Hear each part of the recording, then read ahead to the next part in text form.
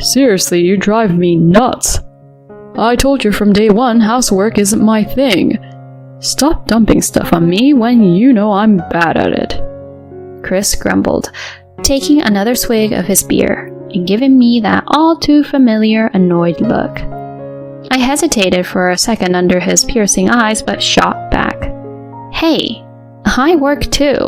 Even if housework isn't your strong suit, how about just tossing your clothes in the wash at least? I was aware Chris wasn't Mr. Domestic when we tied the knot, but seriously? Tossing dirty laundry shouldn't be rocket science. I told you, work's crazy right now. I'm burning the candle at both ends, and then I come home to laundry lectures? Isn't housework and kid stuff traditionally the woman's gig? Handle it and quit griping at me. He fired back. The notion that all household duties and childcare are the woman's job feels so last century. I bit my tongue, holding back a retort, but Chris, taking my silence as a victory, went on. While we're on the topic, you're not exactly Mrs. Perfect Homemaker. You cut corners too, so drop the act. I'm solo on the kid front, remember? Nailing every chore daily isn't doable. That's why I need some backup here. His answer was a sarcastic smirk. Want me pitching in on chores? Then out-earn me. Until then, don't even think about calling the shots. He punctuated his rant with a raised hand, causing a loud noise that reverberated in the room. I'm Naomi, juggling a job and 2 daughters, and living with Chris, the husband who thinks home duties are below him. Going solo raising our kids, especially when Molly, our eldest in 2nd grade, gets sick often, is a real challenge. Her health isn't dire, she just catches bugs easily. Knowing she can live a normal life with the right care, I decided to punch back into the workforce, grinding for our future. Hey there! On my off day, my sis-in-law Erica, who lives close by, dropped by. Brought this for later, she chirped, holding up a treat. Aw, thanks, Erica. Look, Molly, Erica's got cake. Both Molly and our little one, Sarah, were over the moon. Erica and I are tight. Living solo in our area, she once had an office gig, but her childcare dream beckoned, and she's now prepping to make it official. Super swamped, she still makes time for my girls, popping by for some fun. Chris, seriously? Both of you work, but you're cool with Naomi shouldering all the home stuff? Erica, never mincing words, regularly calls him out for his slacking. All that home and kid stuff? That's a woman's job. Kids want their mom anyway. Chris, get with the times. That's such an archaic mindset. How about giving Naomi a hand? When his sis stepped in, my normally outspoken hubby clammed up. His sister's words seemed to carry more weight than mine, and I appreciated the backup. Chris, swamped at work, has been clocking in some serious OT, coming home super late and even slogging through weekends. When he's finally home, his routine doesn't change. He'll drop his clothes wherever and crack open a cold one. Wiped out from my job, endless chores, and parenting, I finally let out. Is it too much to ask for you to pick up your clothes? If you got beef with it, handle it. I'm beat. Join the club. Our kids can at least tidy up after themselves. Can't you pitch in a little? My bubbling frustration over his non-existent help boiled over. Clearly peeved, he downed the rest of his beer and gave me a piercing glare. How many times have I told you housework isn't my thing? Lay off. But I shot back. Guess what? I work too. A little assistance here and there wouldn't hurt. Even something small like tossing your clothes in the laundry. Before marrying, he'd always lived at home and never got the hang of chores. I attempted to coach him post-wedding, but it didn't stick. So naturally, everything fell on me. Balancing a job and caring for our girls, all I was asking for was him tackling simple tasks like sending his dirty clothes to the laundry. I've made it clear work's nuts for me right now. I'm clocking more hours than you. I come back dead tired and you're on my case about dirty socks. Isn't it traditional for women to cover housework and kid stuff? Get on it. This conversation's over. He barked. Housework is a woman's thing? Seriously, what century is this? Angrily, I fell silent, but seeing this, he smirked and continued attacking. You think you're the gold standard for chores? You're not exactly spotless, yet here you are griping. I'm practically solo parenting here. Perfect isn't an option every day. That's the whole reason I've been hounding you for backup. He just scoffed. Want me on board? Out-earn me. Do that and we'll talk. Until then, zip it. His hand shot up threateningly. Back off! Don't you dare! He chucked his empty beer can in the direction of the trash can near me. It missed, but the clang made me jump. He stormed out with a snarky huff. Mom, everything okay? I was taken aback to find my older daughter Molly and her little sister gazing up at me, worried. I'm good, honey. Did the noise wake you? Nope. Sarah needed the restroom and I was on it. Don't worry, I'll tuck her back in. Molly, always looking out for her sis, is such a gem. She's blossomed into such a sweet soul. Thinking of her and then Chris. I sighed heavily. One day, Erica popped in as usual. Where's Chris hiding? He's swamped at work. Won't be back till late. You should stick around for dinner. She agreed, though something seemed off, not her typical bubbly self. You okay?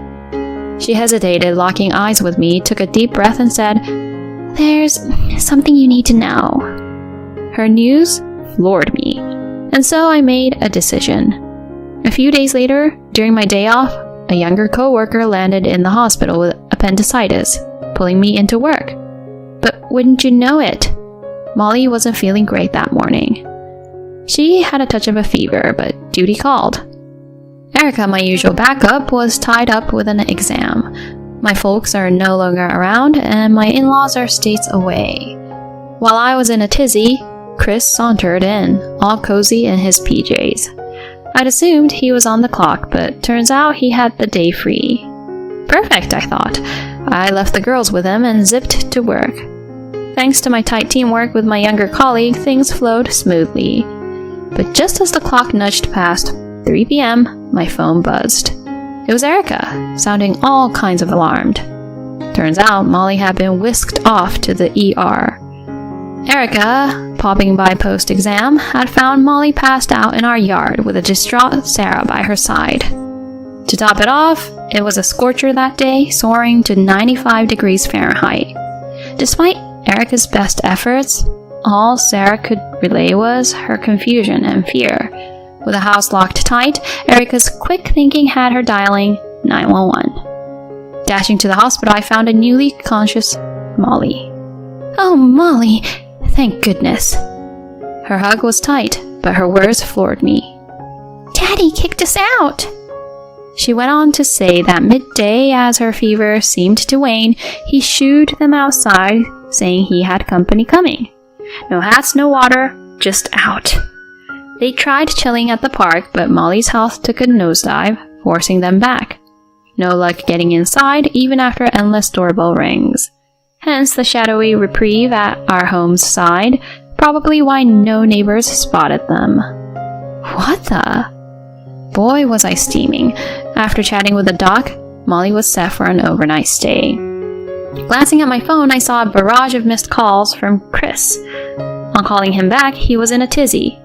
I turned my back for a second and now they're missing. I snapped. And where were you? I thought Molly was better, so I went shopping. Got back, they weren't here. His flimsy cover story reeked of lies. Molly has passed away. With that, I abruptly hung up the phone. He was clearly shaken, and it was evident that he was lying. Erica, with me in the room, wasn't buying it either. Choosing to crash at Erica's for a bit, I left Sarah in her care.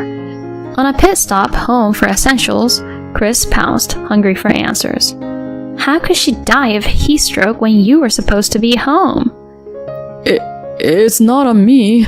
They must have gone rogue in the heat. They never listen. His lame attempt at dodging blame had my skin crawling. I've got a funeral to plan. Keep your distance. I left, barely holding back from decking him. Putting our kids in harm's way and then fibbing about it, he sunk to a new low. unforgivable. My fists were white-knuckled with rage. Fast forward a week. Chris, seriously? My shout had him and his lady friend doing a double take, scrambling to get decent in our bedroom. A heads up would have been nice. He and his fling scrambled to throw on clothes. Cheating, huh? Let's call it quits. I slapped some papers in his face. With photo proof of his little escapade and divorce docs in hand, he blanched. I'd had my suspicions about his overtime and weekend shifts. Erica's tidbit about spotting him cozy with a mystery woman downtown was the last straw. After that one sighting from Erica, without a photo to boot, I decided to play it safe and hire a private investigator. For good measure, I also sneaked some hidden cameras around the house. While bunking at Erica's, I got the PI's report, confirming Chris was stepping out. Armed with divorce papers, I faced him. How'd you figure out about her? He stammered. The cameras feed directly to my phone. I shot back, showing them the not-so-innocent footage from just minutes before our dramatic entrance. Both of their faces lost all color. Turns out his little side fling was a notorious colleague known for her less-than-ethical pursuits of any guy, ring or no ring. What's so special about her? Honestly, the thought of being related to you makes my skin crawl. Erica's temper flared, but Chris snapped. This is between Naomi and me, not you. But then, like a scene from a movie, the front door swings open and in walks my in-laws. They'd been delayed by traffic, but I'd looped them in with a video proof. They were livid. Oh my gosh, Chris. Chris, explain. They demanded. After getting an earful from his folks, he was a mess, sweating bullets and looking everywhere but at me.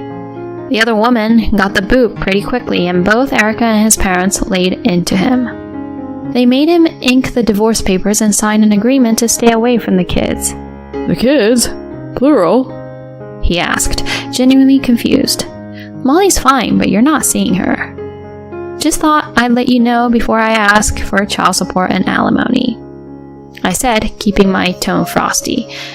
The next day, I didn't waste any time filing those papers and went after both him and his fling for alimony.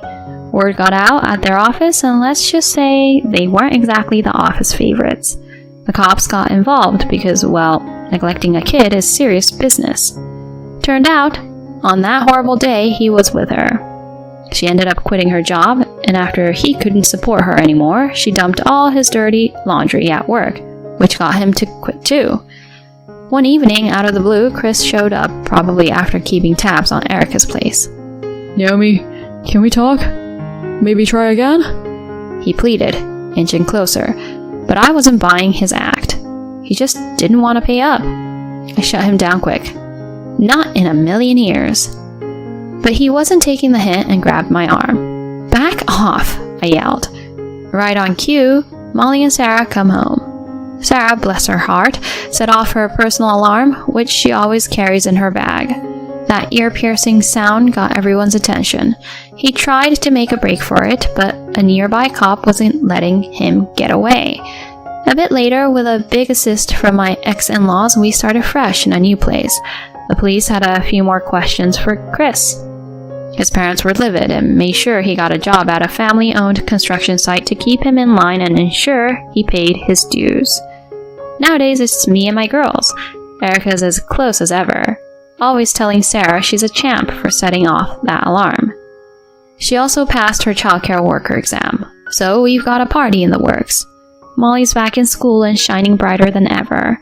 Seeing them, I'm more determined than ever to be the best mom and protector I can be.